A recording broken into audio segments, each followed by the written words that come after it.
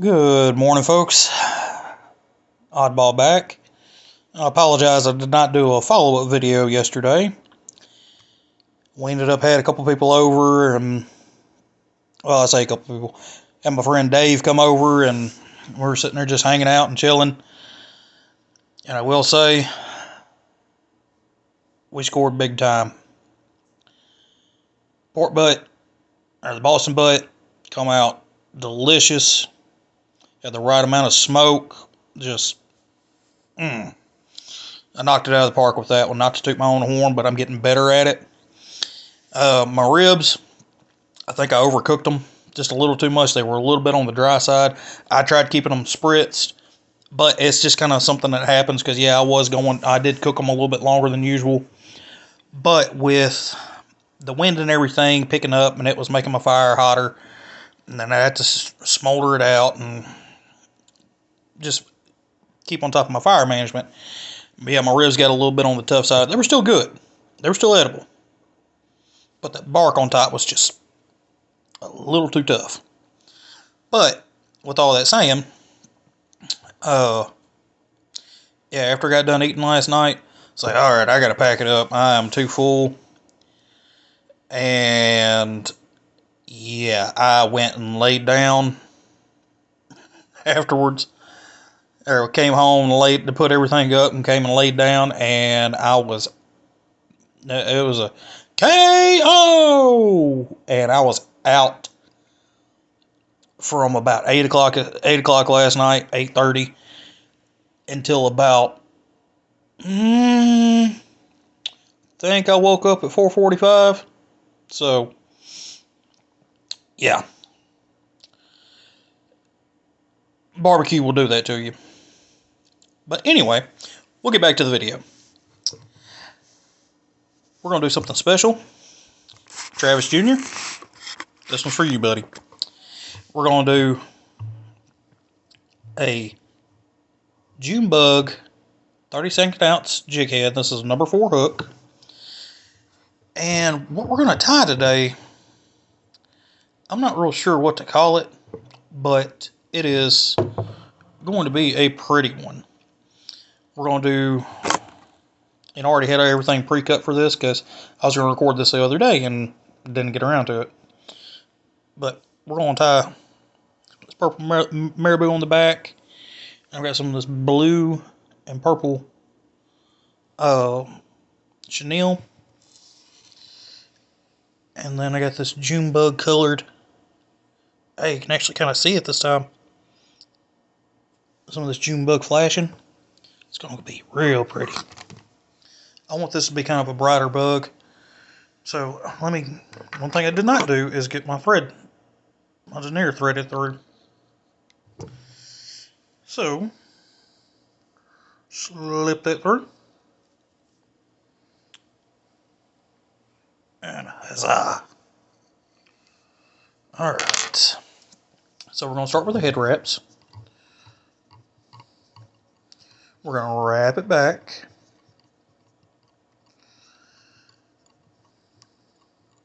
I'm going to try not to speed through this one, because when I start speeding is when I start goofing. And yeah. But we're going to make this just the prettiest little bug. Or whatever you call one of these things. I call it a bug. That's what it looks like to me. And I kind of want it to have a fluffy tail. Something about like that. I say about that much. We'll tie a few loose wraps. Make sure that's straight. And then we'll tighten it up. Oh yeah, that's going to be a beautiful tail on that.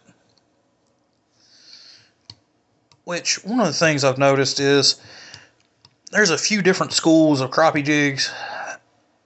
I noticed the other day on Facebook, I noticed one of my friends had shared somebody else here in the same town I live in. Somebody else is making crappie jigs, but Like they have their own Facebook page for it and all that. I don't, because for one thing, I'm kind of a busy person, sort of. That and just, I don't know, I rather depend on word of mouth or all that, because I do have a full-time job. And there's sometimes I just don't want to sit and be tying these all the time. Now, if I had, which of course, yeah, I do have a lot of free time, but I like to stay busy, and yeah, I do make crappie jigs, but I don't want it to take up all my spare time. Because why would I do that? Granted, I'm not one to watch TV. I watch a lot of YouTube, but I don't really watch TV. I do play my guitar, and I do play a game every now and then. And have been getting back into some reading. But I just can't sit in front of a TV screen for hours on end. I just can't do it anymore. Anyway, take some of our flashing, double it over as usual, and we're going to pull it up to the body. We're just going to slowly tie that in. I usually start right about, do it this way. Usually start wrapping it right about here. That's usually where I start tying it in, and I wrap it back towards the base of where the tail starts. That way it'll lay down. Alright, roll that back. Now let's do the other side.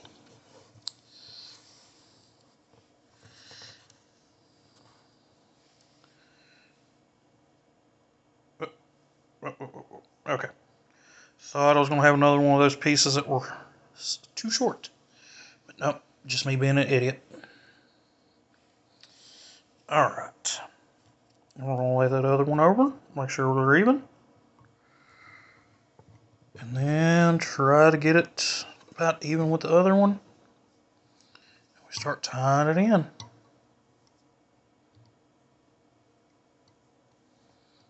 There we go. We start rolling it back. But as I was saying, with the schools of crappie jigs, some people like having tail like this and then having a long body with the chenille. And then I've seen where somebody will do some of this bucktail material and have the little short tail, and they just do a sliver. Like we're talking maybe 3 or 4 wraps just right here, and the rest of it's bucktail, or it might be marabou. Like, that's all fine and good, because it ends up making like just a small little bug. But I kind of like having something that's got a little bit more presence in the water. Granted, I'm more apt to catch stuff like bass, because anybody that bass fishes knows they're going to hit anything. If it moves, they're going to hit it. But before I tie the chenille in, I need to drink my coffee. Homemade latte, if you please. Good stuff.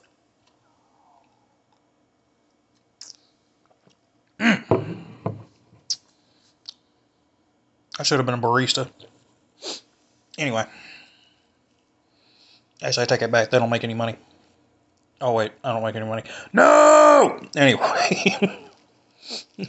Coffee's kicked in. Alright, so we're going to tie... carefully. We're going to tie that in. We're going to make sure we have our cut ends facing that way.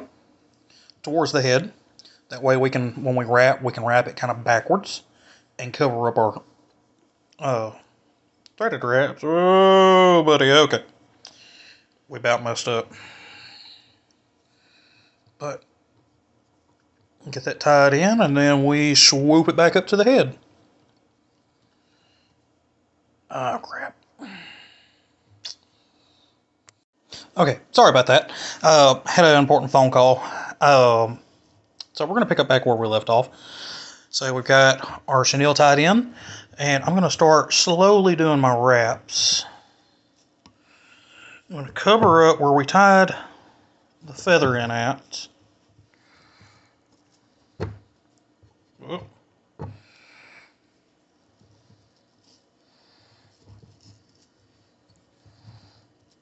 Oh, look at that. That's already turning pretty.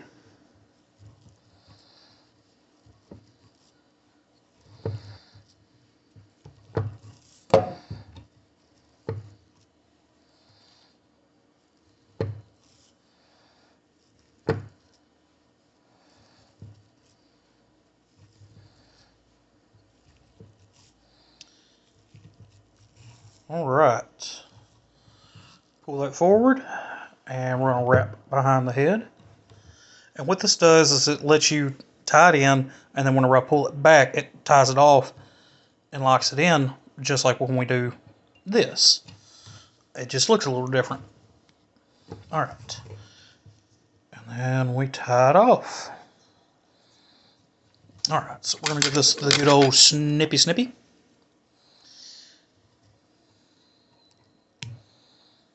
All right. And we shall whip finish.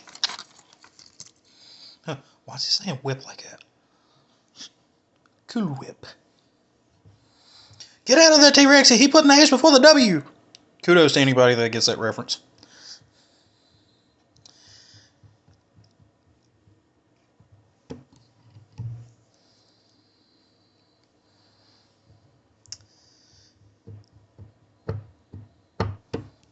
And like that, we are done with tying that. Alright. We do a little bit of our liquid UV resin. We're just putting a smidge on there, not a whole lot. I don't want this to be just saturated, but we just want to keep those threads protected and just keep them from unraveling. That's all this stuff does. Fly fishers use it for the same application, just to where they whip finish it, everything will tie off. Because when you throw these in the water, and if you're crappie fishing or fly fishing, you're going to be doing it mostly in moving water, whether it be a river or stream or creek or whatever. Well, crappie fishing, a lot of times people are going to be doing it in rivers and creeks and lakes and stuff like that, so you got to worry about the currents and all that, and just wear and tear on them. And this just gives it a little bit more durability. But man, check out how cool it looks underneath the black light or the UV light. Man, that's wild. My kids love to get this light and go look at different things, see what glows underneath it, and I'm just like, hey, quit that, you're running my batteries down. They're enamored by my jig tying stuff. One of them stole the skein of the silver one day and was running around going, "Oh, I'm an old lady." I'm just like, all right, Goober, give it back. But anyway, done with this bug. Got just a little bit excess on that. I really don't want it to go past the end of the tail. I want it to kind of blend in, but look at that. That's a pretty little bug. Anyway, that's going to be all for this video. As usual, like, subscribe, please. I don't want to sound needy or anything, but hope you enjoyed the content I put out. Once again, I apologize for not following up on the barbecue video. Things got kind of crazy. Next time I do any kind of barbecue, I'm going to do a step-by-step of my methods. I just don't know when that's going to be. And probably at some point we're going to do a crawfish boil and gonna kind of go over what we do to prepare for that. And I'm probably going to get my buddy Alan in on this, because why not? Make him do some work. We're going to make him famous. Alright. As always, keep fishing, and y'all take it easy.